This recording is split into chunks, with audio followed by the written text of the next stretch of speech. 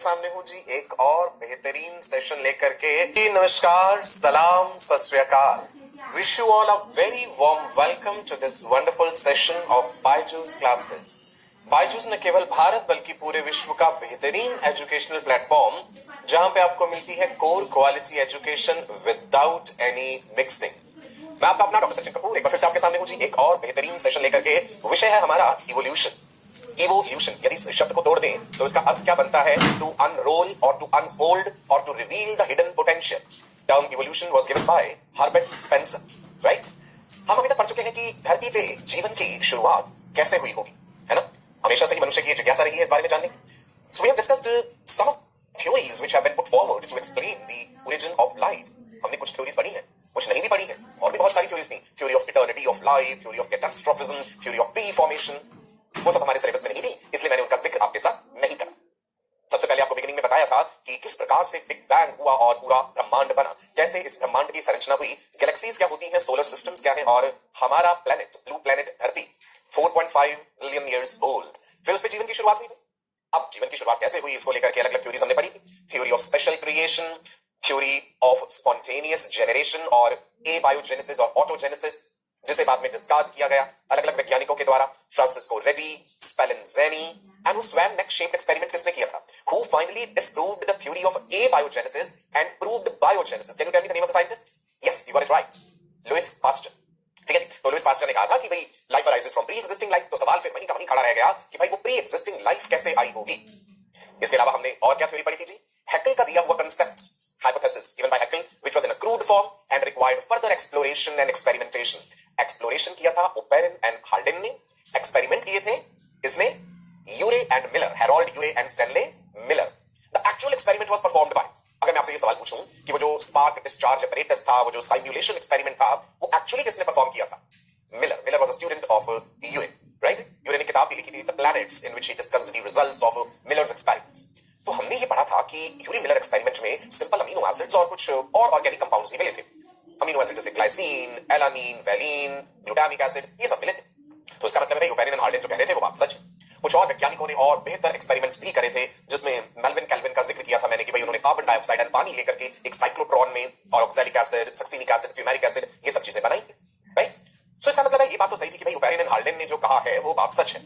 Hardin ने कब use करी थी? Hot dilute soup for that prebiotic ocean या प्रिमिटिव ओशियन, कि भाई पानी में ही जीवन की शुरुआत हुई है, because water is an excellent solvent and water provides maximum chances for molecular interaction. दो प्रोटोबायोट मॉडल्स आपको बताए थे मैंने पिछले सेशन में, याद है कौन कौन से? Coacervates by Oparin, microspheres by Sydney Fox, है ना? ये एक्चुअल में सेल नहीं थी, ये प्री सेल वाली कंडीशन हम कह सकते हैं कि भाई अमीनो एसिड, प्रोटीन, ये सब चीजें पानी में घुली हुई है और इनके चारों तरफ एक लिमिटिंग मेम्ब्रेन बन जाए। लिमिटिंग मेम्ब्रेन का होना आवश्यक है ताकि पार्शियल आइसोलेशन हो पाए, अंदर के मटेरियल्स बाहर के मटेरियल से पार्शियली आइसोलेटेड रहे। लिपिड्स ने ये फंक्शन बेहतर तरीके से निभाया था, अभी तो हम कहते हैं प्लाज्मा मेम्ब्रेन जो है बाइलेयर ऑफ फॉस्फोलिपिड्स है, राइट जी? सो मैंने आपको पूरा रिकैप भी दे दिया भाई, हमने पिछले सेशन में क्या पढ़ा था।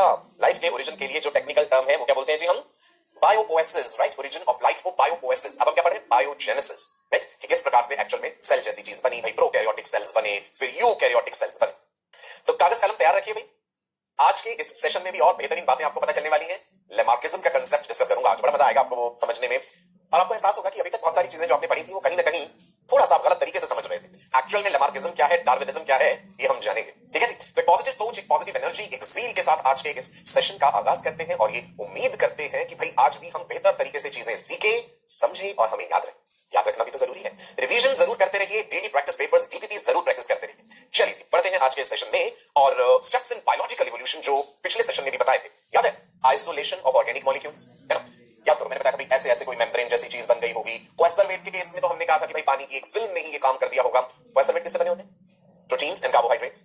माइक्रोस्फीयर्स में लिपिड्स भी इन्वॉल्व है। माइक्रोस्फीयर बेटर मॉडल है, सिडनी फॉक्स के द्वारा दिया गया है ना? सो आइसोलेशन हो गया भाई ऑर्गेनिक मॉलिक्यूल्स का, ये रहे बीच में ऑर्गेनिक मॉलिक्यूल्स, और ये वाली चीज जो है ये बाहर से दे रही है पार्शियल आइसोलेशन। अच्छा, पार्शियल क्यों? पूरी तरह से क्यों नहीं आइसोलेटेड? भाई पूरी तरह से आइसोलेटेड होगा तो सराउंडिंग मीडियम के साथ मटेरियल्स का एक्सचेंज कैसे होगा, है ना? तो ये ऐसा आइसोलेशन होना चाहिए, कुछ चीजें बाहर से अंदर और कुछ अंदर से बाहर जा सके। राजा बेटा रानी बेटियां, फिर मैंने आपको बताया था प्रोकैरियोट्स किस प्रकार से बने हो, राइट? प्रोकैरियोटिक सेल सिंपल होता है ना? यूकैरियोटिक सेल कॉम्प्लेक्स है। अब जब प्रोकैरियोट्स बन गए भाई, फिर मोड्स ऑफ न्यूट्रिशन बने होंगे। पिछले सेशन में हमने मोड्स ऑफ न्यूट्रिशन का भी जिक्र किया था, हेटेरोट्रॉफिक मोड ऑफ न्यूट्रिशन, और फिर मैंने कहा था भाई उसके बाद ऑटोट्रॉफिक मोड ऑफ न्यूट्रिशन। याद है ये बातें? ऑटोट्रॉफिक मोड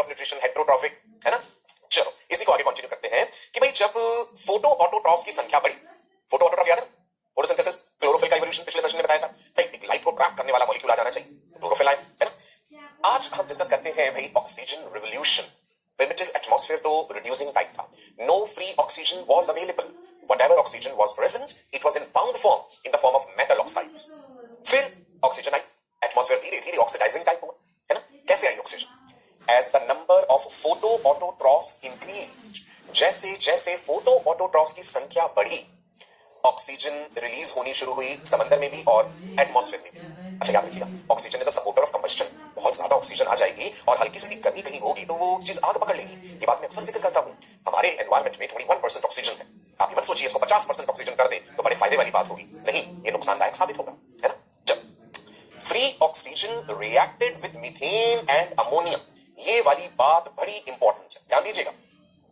जो ऑक्सीजन फोटो ऑटोट्रॉफ्स ने रिलीज करी वो ऑक्सीजन मीथेन और अमोनिया के साथ रिएक्ट करी और उसने मीथेन को परिवर्तित कर दिया कार्बन डाइऑक्साइड में, एंड अमोनिया के साथ जब ऑक्सीजन जुड़ी तो फ्री नाइट्रोजन रिलीज हुई। Very important. मैं इन रिएक्शंस को हाईलाइट कर देता हूं आपके लिए। एक ये लिखा है, एक ये आप लोग भी लिखेंगे, मीथेन CH4 प्लस O2। चलो बैलेंस मत करो चाहे रिएक्शन को, यहां पे बैलेंस करके दिखाया गया 2O2 लिखा हुआ है, आप सिंपली मीथेन प्लस ऑक्सीजन लिख दो और मीथेन के साथ जब ऑक्सीजन जुड़ी तो कार्बन डाइऑक्साइड आ गई एटमॉस्फेयर में।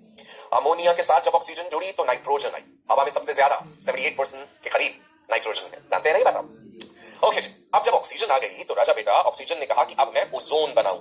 तो यहां पे नेक्स्ट स्टेप आपको दिख रहा है, formation of ozone layer. Ozone अगर नहीं होती तो क्या होता, आप जानते हैं, सूर्य की जो हार्मफुल किरणें हैं, नुकसानदायक किरणें हैं, हार्मफुल रेडिएशंस हैं, उन्हें ओजोन नीचे नहीं पहुंचने देती, है ना। सो ओजोन कैसे बनी होगी? आपका हेडिंग क्या है जी? हेडिंग दीजिए फॉर्मेशन ऑफ ओजोन लेयर और लिखिए as oxygen accumulated in atmosphere, जैसे जैसे वातावरण में ऑक्सीजन की मात्रा बढ़ती गई, यूवी लाइट में ही the ultraviolet light, remember important, changed some of the oxygen into ozone. So ये रिएक्शन देखिए यहां पे गौर से, oxygen plus oxygen UV light की प्रेजेंस में बन गया ओजोन, और ये बड़ी अच्छी बात, बड़ी खूबसूरत बात है। Ozone formed a layer in the atmosphere, ozone ने एक परत बना दी ऊपर, ब्लॉकिंग द अल्ट्रावायलेट लाइट। अब जिस यूवी लाइट ने ओजोन का निर्माण करवाया, ओजोन ने उसी यूवी लाइट को ब्लॉक कर दिया कि मैं तुम्हें नीचे नहीं पहुंचने दूंगी, right, and leaving the visible light as the main source of energy. तो जो सूर्य की रोशनी हम तक पहुंच पाती है, हम उसे कहते हैं ना visible light, that is the main source of energy, infrared radiations जो है। ओके जी, चलो सो ओजोन कैसे बनी ये भी क्लियर हो गया हमारे, राइट। अब यूकैरियोट्स कैसे बने होंगे? प्रोकैरियोट्स तुमने देख ली, यूकैरियोट्स कैसे बने? अच्छा मान लो ये एक प्रोकैरियोटिक सेल है ना। अब हमने प्रोकैरियोटिक सेल से एक यूकैरियोटिक सेल बनाना है। प्रोकैरियोटिक सेल्स सिंपल है स्ट्रक्चर, मेम्ब्रेन बाउंड ऑर्गेनल्स नहीं है, है ना, माइटोकॉन्ड्रिया जैसी चीज नहीं है यहां पे। चलिए हेडिंग दीजिए ओरिजिन ऑफ यूकैरियोट्स। देखो हम अपने चारों तरफ करोड़ों तरह के जो ऑर्गेनिजम्स देखते हैं, डाइवर्सिटी देखते हैं, ये सब कैसे बने होंगे, है ना। If there is a design there has to be a designer. ये बात अभी मैं बताऊंगा आगे आपको, दोबारा से एक्सप्लेन करूंगा ये क्यों कहता हूं हर सेशन में ये बात। Now, the eukaryotes developed from primitive prokaryotic cells about 1.5 billion years ago. ये भी याद रख लीजिएगा भाई, नीट में ये क्वेश्चन फ्रेम हो सकता है, तो हमने इसे हाईलाइट कर। कितना समय पहले, कितने साल पहले प्रोकैरियोट से यूकैरियोट्स बने होंगे? 1.5 बिलियन ईयर्स अगो। कितने सारे आपको ये जो है चीजें याद रखनी है, यूनिवर्स 20 बिलियन ईयर्स ओल्ड और 4.5 बिलियन ईयर्स ओल्ड, और non cellular form of life में 3 बिलियन ईयर्स अगो। फिर अब हम जिक्र कर रहे हैं यूकैरियोट्स का 1.5 बिलियन ईयर्स अगो। तो भाई ये याद रखिएगा, इंपॉर्टेंट है, लिख लिख के याद होगी ये चीजें। प्रोकैरियोट से यूकैरियोट्स कैसे बने होंगे इसको लेकर के दो अलग अलग ओपिनियंस हैं, दो views. There are two views regarding the origin of eukaryotes. कौन कौन से? एक कहलाता है सिम्बायोटिक ओरिजिन, एक कहलाता है origin by invagination. Symbiotic origin क्या? चलो सिंपल टर्म्स में समझाता हूं। देखिए लिन मार्क्यूलिस बॉस्टन यूनिवर्सिटी के एक वैज्ञानिक थे, उन्होंने ये कहा कि भाई करोड़ों साल पहले एक बड़ा सा प्रोकैरियोटिक सेल और उसके पास आया एक छोटा प्रोकैरियोटिक सेल। इस बड़े प्रोकैरियोटिक सेल ने इस छोटे प्रोकैरियोटिक सेल को खा लिया, एनगल्फ कर लिया, परंतु डाइजेस्ट नहीं कर। तो ये छोटा प्रोकैरियोटिक सेल इस बड़े प्रोकैरियोटिक सेल के अंदर एक सिम्बायोटिक रिलेशनशिप बना करके रहने लगा, और यही छोटा प्रोकैरियोटिक सेल आज के यूकैरियोटिक सेल का माइटोकॉन्ड्रिया है ना। अभी हमें कैसे पता, हम कैसे मान लें कि माइटोकॉन्ड्रिया जो है, जिसे power house of the cell कहते हैं, ये पहला एक प्रोकैरियोटिक सेल है। तो वैज्ञानिकों ने एक चीज देखी कि माइटोकॉन्ड्रिया में जिस प्रकार से प्रोटीन सिंथेसिस होता है, प्रोकैरियोट्स में भी वैसे ही होता है। जिन ड्रग्स से, जिन दवाइयों से माइटोकॉन्ड्रियल प्रोटीन सिंथेसिस इनहिबिट किया जा सकता है, वही ड्रग्स या दवाइयां प्रोकैरियोट्स के प्रोटीन सिंथेसिस को भी इनहिबिट करती हैं। यानी ये माइटोकॉन्ड्रिया करोड़ों साल पहले एक छोटा प्रोकैरियोटिक सेल ही तो था, है ना। इंटरेस्टिंग है ये बात। चलो सुनो सुनो ध्यान से सुनो, मैं आपको बताने जा रहा हूं ओरिजिन ऑफ यूकैरियोट्स। इसको लेकर के ये जो सिम्बायोटिक ओरिजिन का कंसेप्ट है, किसने दिया है?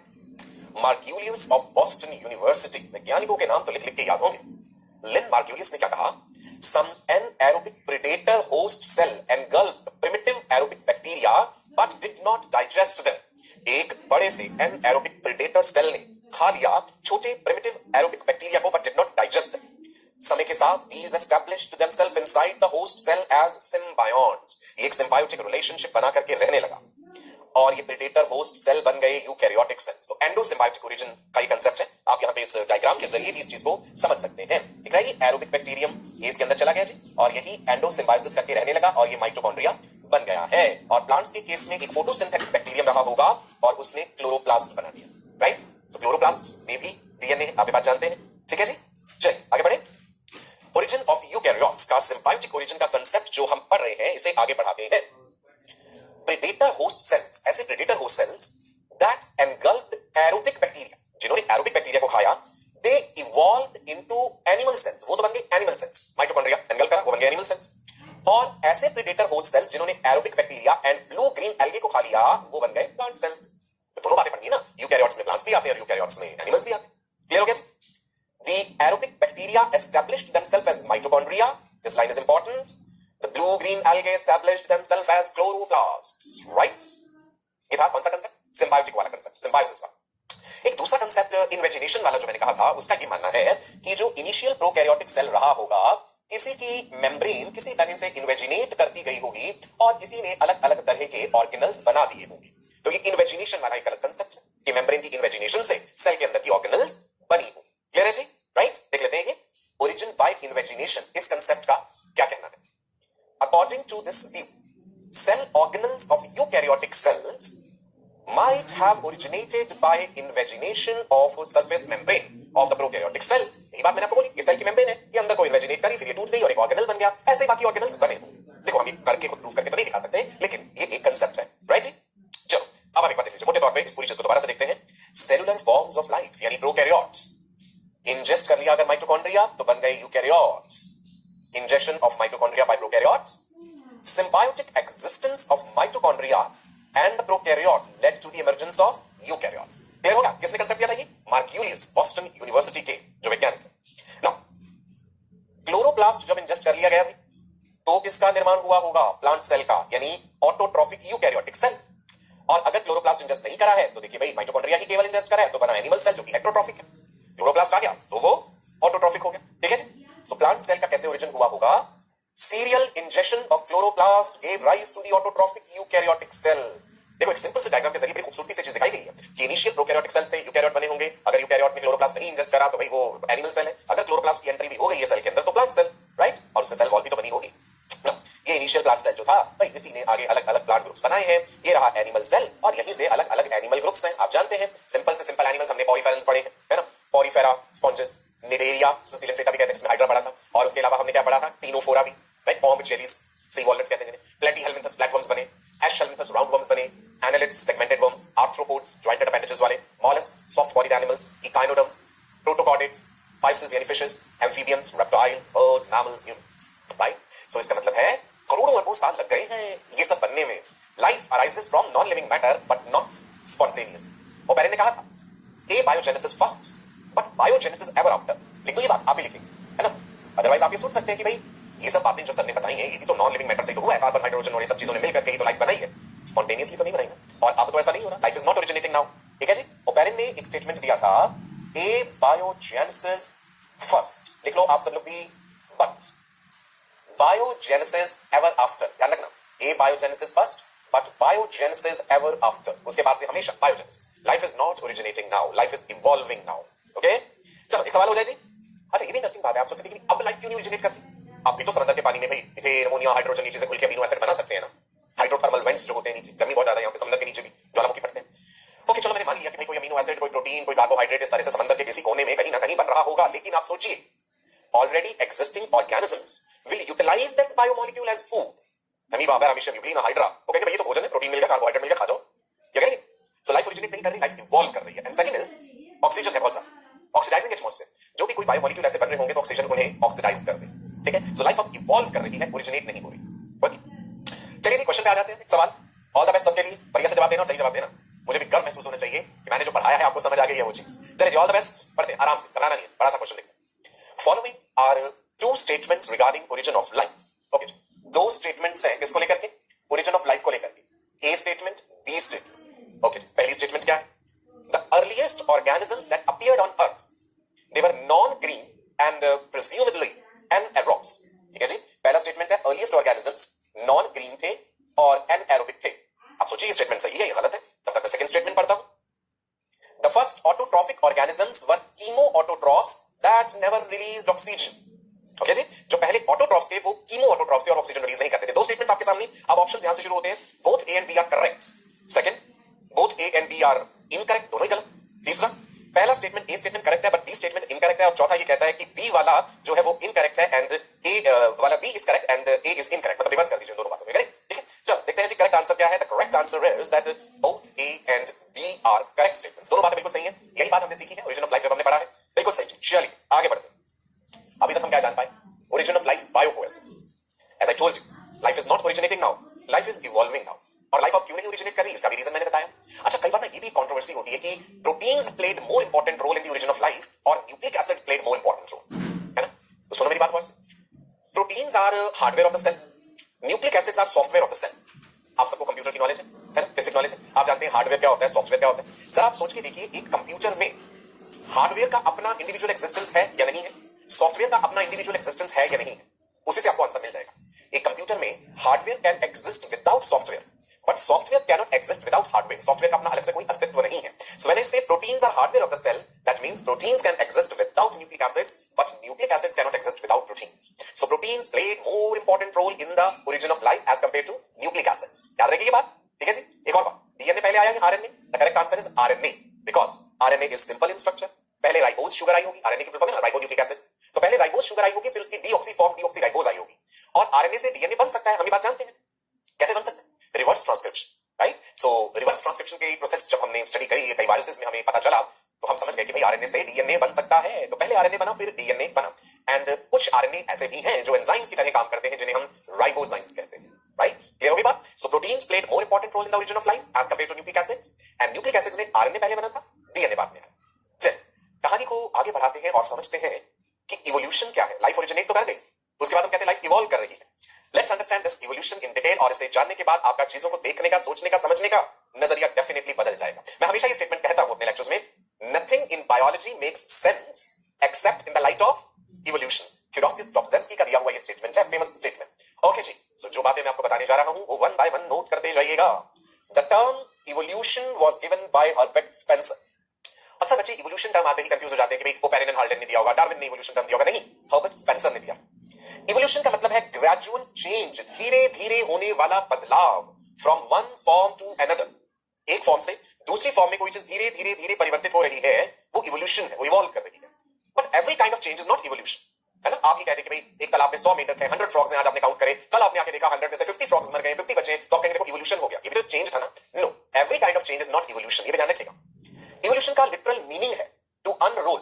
मान लो कुछ रोल करके रखी, फिर वो खुलती गई, अनरोल होती गई, अनफोल्ड होती गई, यानी कहते हैं कि उसने रिवील करा अपने अंदर छुपा हुआ हिडन पोटेंशियल। ये बात पहले भी बताई हुई मैंने। सो तीनों बातें आपको पता होनी चाहिए। Term evolution by Herbert Spencer, evolution is gradual change from one form to another.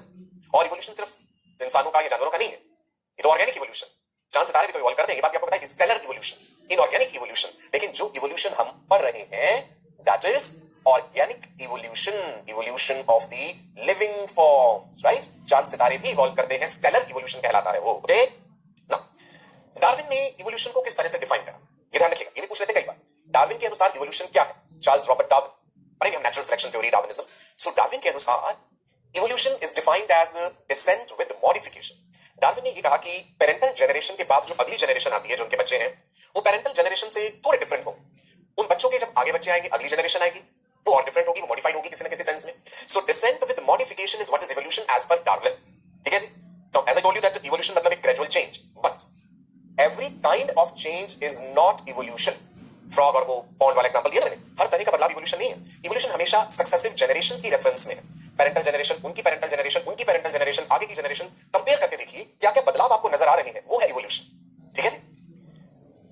जैसा मैंने कहा था every kind of change is not evolution, इसको लेके उदाहरण दिए गए हैं यहां पे। एग्जांपल, फ्रॉग का मेटामॉर्फोसिस हुआ, इकोसिस्टम में कोई चेंज हुआ, वो इवोल्यूशन नहीं है। What is Metamorphosis? Transformation of immature larval individual into sexually mature adult. जैसे फ्रॉग का टेडपोल लार्वा होता है ना, tadpole larva is the larva of frog. Tadpole larva का मेटामॉर्फोसिस होता है, थायरॉक्सिन हार्मोन चाहिए होता है इसके लिए, और एडल्ट फ्रॉग बनता है। What is metamorphosis? transformation of immature larval individual into sexually mature adults. That is metamorphosis. अब आप कहेंगे ये तो चेंज है ना, ये इवोल्यूशन नहीं है मेरे बच्चे. इवोल्यूशन हमेशा सक्सेसिव जनरेशंस के हिसाब से लेते हैं. Evolution is change between successive generations. ये पेरेंटल जनरेशन है, ये उसके बाद मान लो P1 लिखा है, ये नेक्स्ट है, राइट. P2 जनरेशन, ये P3, ऐसे रैंडमली मैंने नाम दे दिया, P4, राइट, P5, ऐसे किसी भी ऑर्गेनिज्म की आपने कई जनरेशन स्टडी करी एज अ साइंटिस्ट, तो आपने देखा कि क्या क्या बदलाव आपको नजर आ रहे हैं उसमें. That is what is evolution. Genetic level पे होना चाहिए, change in the gene pool. Genetic level पे जो बदलाव होंगे वही फिनोटाइपिक लेवल पे एक्सप्रेस होंगे. ये बात भी इंपॉर्टेंट है ना. नाउ सुनो एक बात, इवोल्यूशन का मकसद क्या है, एम क्या है, क्यों हो रहा है इवोल्यूशन, बदलाव क्यों हो रहे हैं सक्सेसिव जनरेशंस में. गौर से सुनिएगा. कई बार हम इवोल्यूशन को ऐसे डिफाइन कर जाते हैं, आपने शायद पहले भी पढ़ा हो, that evolution is formation of complex forms from simpler forms. That is wrong. Complexity is never the aim of evolution. अगर कॉम्प्लेक्स होना ही इवोल्यूशन का मकसद होता तो जितने भी सिंपल फॉर्म्स ऑफ लाइफ हैं, वायरसेस, बैक्टीरिया, प्रोटोजोन्स, ये तो कब के खत्म हो गए होते. ये तो आज भी जिंदा है, ये तो कॉम्प्लेक्स नहीं है. वायरस के तो कोई आंखें, हाथ, पैर, नाक, कान कुछ नहीं हो, तो वो क्यों जिंदा है फिर. That means complexity is never the aim of evolution. तो फिर क्या है मकसद evolution. Aim of evolution is fitness of an organism with the surrounding conditions. Environmental conditions हमेशा बदलती रहती हैं, समय कभी एक जैसा नहीं रहता. एनवायरमेंट बदलता रहता है और बदले हुए एनवायरमेंट के अनुसार जो एक्जिस्टिंग ऑर्गेनिज्म बेस्ट सूटेड है, बेस्ट फिट है, उनकी संख्या ज्यादा होगी, उनकी फीडिंग और ब्रीडिंग के चांसेस ज्यादा हो जाएंगे. जो बेहतर तरीके से एडजस्टेड है, जो नहीं है, उनकी संख्या कम होगी, उनके मरने का रेट, मोर्टेलिटी रेट ज्यादा होगा. यही इवोल्यूशन. ठीक है, चलो लिखते हैं इन बातों को, है ना. Evolution is often defined as formation of complex forms from simple forms. कई बार आप किसी दूसरे स्टूडेंट को एक्सप्लेन करते हुए कह जाते होंगे evolution is formation of complex forms from simpler forms. No, technically बिल्कुल गलत. Complexity is never the aim of evolution. Evolution का मकसद चीजों को कॉम्प्लेक्स करना है ही नहीं, राइट. तो क्या है एम इवोल्यूशन का. Aim of evolution is fitness of an organism with what, किसके साथ फिटनेस, सराउंडिंग कंडीशंस के साथ फिटनेस. और जब हम फिट कहेंगे तो किन दो बातों में फिट होना है, सक्सेसफुली फीड करना है और ब्रीड करना है. यही तो मकसद है जीवन का, successful feeding and breeding. No doubt humans have other duties also, लेकिन बाकी ऑर्गेनिजम्स के लिए देखिए यही तो है, पेट भरते हैं, जिंदा रहते हैं, बच्चे पैदा करते हैं और वो मर जाते हैं, राइट जी. अगर कॉम्प्लेक्सिटी मकसद होता इवोल्यूशन का, had complexity been the aim of evolution, then parasites would have vanished. Vanished मतलब खत्म हो गए होंगे, right? Vanished मतलब खत्म हो गए होते, उनका नामो निशान मिट चुका होता. लेकिन ऐसा नहीं. तो इसका मतलब है कि भाई कॉम्प्लेक्स होना जरूरी नहीं है फीडिंग एंड ब्रीडिंग के लिए. इनफैक्ट जो पैरासाइट्स होते हैं ना, पैरासाइट्स बड़े चालाक हैं. दे show simplification in structure in the course of evolution. अच्छा, आप एक वायरस की बात सोचो. वायरस के पास क्या है, बाहर का एक प्रोटीन कोट है, जेनेटिक मटेरियल है. सपोज ये एक वायरस मैंने बनाया, ये इसका जेनेटिक मटेरियल है, ये बाहर वाला प्रोटीन कोट है. वायरस बड़ी चालाक चीज है. वायरस कहता है मुझे इससे ज्यादा चीजों की जरूरत ही नहीं है.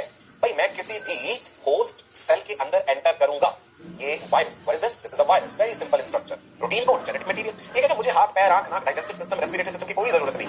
दो काम ही तो करने. कौन से दो काम सक्सेसफुली करने, बोलिए मुझे जल्दी से. सक्सेसफुली फीडिंग करने, सक्सेसफुल फीडिंग एंड ब्रीडिंग. तो वायरस कहता है तो ये आसान बात है, मैं किसी होस्ट सेल के शरीर में घुस जाऊंगा, I will take control of the cellular machinery of the host, और मैं फीड भी करूंगा, ब्रीड भी करूंगा मजे से. Very nice. अब बाकी पैरासाइट्स क्या नहीं सोचते होंगे कि हम भी वायरस जैसे बन जाए, हम भी और सिंपल हो जाए स्ट्रक्चर में in the course of evolution, अपना कुछ भी ना लगे और मजे करो. सही बात बोली ना. सो अगर कॉम्प्लेक्स होना ही मकसद होता तो फिर वायरसेस भी कहते भैया हमारे भी आंख, कान, हाथ, नाक, पैर सब होने चाहिए. क्लियर है ये बात. इवोल्यूशन को लेकर कितनी बातें क्लियर हो रही है आपको. सुनो आगे. सक्सेसफुल फीडिंग एंड ब्रीडिंग, ये दो मेन बातें हैं, are the two main objectives of living organisms. यही दो मेन मकसद है, सक्सेसफुली फीड करो और ब्रीड करो. And for this complexity is not mandatory. अब ये दो काम करने के लिए तो कॉम्प्लेक्स होना जरूरी नहीं है. एक एलिफेंट भी ये काम कर रहा है और एक वायरस भी ये काम कर रहा है, बैक्टीरिया भी काम कर रहा है, प्रोटोजोन अमीबा भी जो है वो भी ये काम कर रहा है ना. अमीबा भी सक्सेसफुली ये कर रहा है, तो कॉम्प्लेक्स होने की जरूरत नहीं है उसके लिए. चलिए इवोल्यूशन के लिए नेक्स्ट बात. Evolution is a continuous process. क्या इवोल्यूशन कभी रुक सकता है या रुक जाता है? नहीं. कॉन्टिन्यूअसली हजारों लाखों साल से होता आ रहा है और हजारों लाखों साल तक होता रहेगा. अब ऐसा क्यों?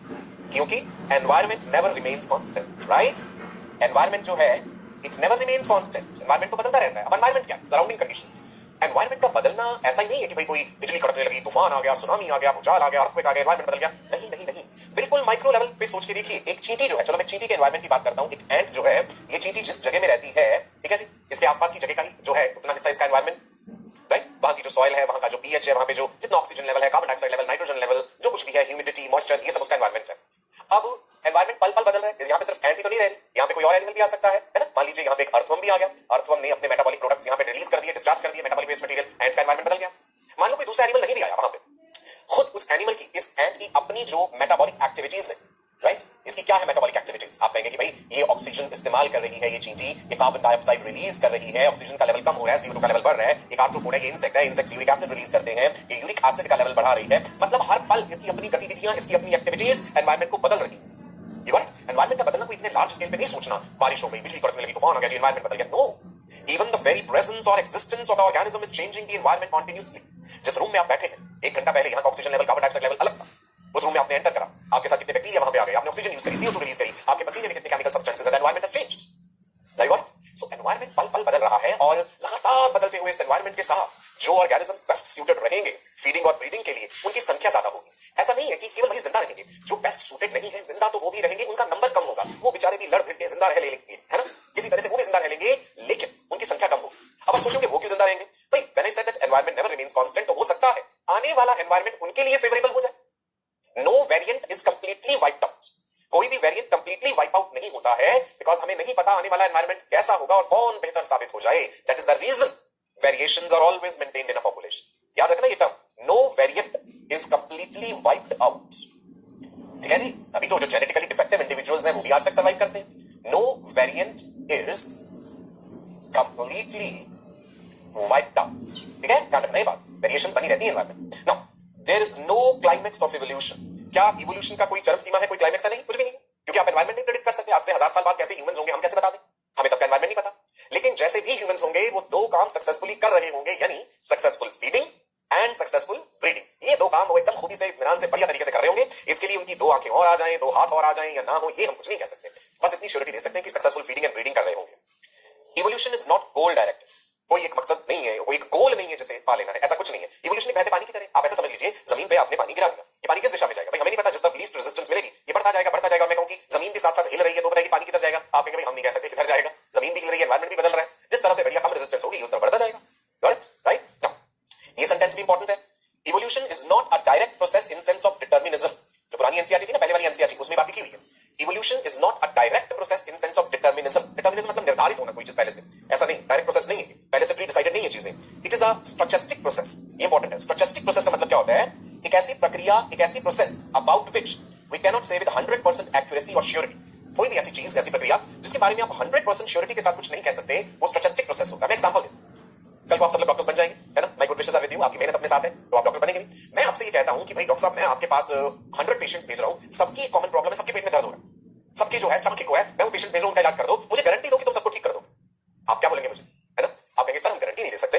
भाई आप पेट दर्द वाले मरीज मेरे पास भेजिए, आप दवाई देंगे और देखते हैं क्या होता है. मैं आपसे कहूंगा क्यों भाई गारंटी क्यों नहीं दे सकते, श्योरिटी क्यों नहीं दे सकते 100%? तुम तो डॉक्टर हो, तुम्हें तो दवाइयां पता है. तो आप ये कहेंगे मुझे कि सर हो सकता है सबके पेट दर्द का कारण अलग अलग हो, है ना. किसी में कोई हमें सर्जरी करके ठीक करना पड़े, हो सकता है किसी को अपेंडिक्स का पेन हो रहा है, हो सकता है किसी को गैस्ट्रिक अल्सर है, और हो सकता है किसी को सिंपल गैस बनी हुई है, हो सकता है किसी के स्टमक में ब्लीडिंग हो रही है. तो मैं आपसे कहूंगा कोई बात नहीं है, आपको तो सारे इलाज पता है ना. जिसकी सर्जरी करनी है उसकी सर्जरी कर देना, जिसका अपेंडिक्स का इलाज करना है वो कर देना, जिसको कोई दवाई देनी है वो दे देना. आप कहेंगे सर ठीक है भाई, मैं हम सब तरह का इलाज कर लेंगे, लेकिन गारंटी कैसे दे दें? हो सकता है एक मेडिसिन हमने उस पेशेंट को दी, उसको वही एलर्जी कर दी, तो मैं कहूंगा आप दूसरी मेडिसिन दे दो. आप कहेंगे सर दूसरी मेडिसिन अगर सूट ना करी, यू गेटिंग इट? आप कहेंगे सर कि मैं 100% श्योरिटी नहीं दे सकता, I will try my best, because medicine is a stochastic process. Hit and try वाली बात. आप अपना बेस्ट करेंगे, हर तरह से करेंगे, पर आप गारंटी कभी नहीं दे सकते, because you are dealing with the living system, है ना. आपको ये थोड़ी है कि मैंने कहा कि एक प्लास्टिक की पाइप है और आपको इसको आरी से काटने हैं, 100 पाइप्स मैंने दी, आप काट दोगे तो आपको 100% काट देंगे. इसमें क्या प्रॉब्लम है? एक प्लास्टिक की पाइप है, चाकू से काटनी है, हम काट देंगे. ये तो गारंटी दे देंगे हम, because that plastic pipe is not a living organism. When you are dealing with living organisms, you can not say anything with 100% surety. Now you got it? So evolution is not a direct process in sense of determinism. It is a stochastic process. Great. जल्दी से मैं evolution से related आपको वो बातें बता दूं जो एग्जाम में क्वेश्चन की फॉर्म में आती हैं. तो ये जो लिखा है ना, ये एज इट इज नोट कर लेना है. This is very very important. Question पूछा जाएगा इवॉल्व क्या करता है? Unit of evolution. Answer is population.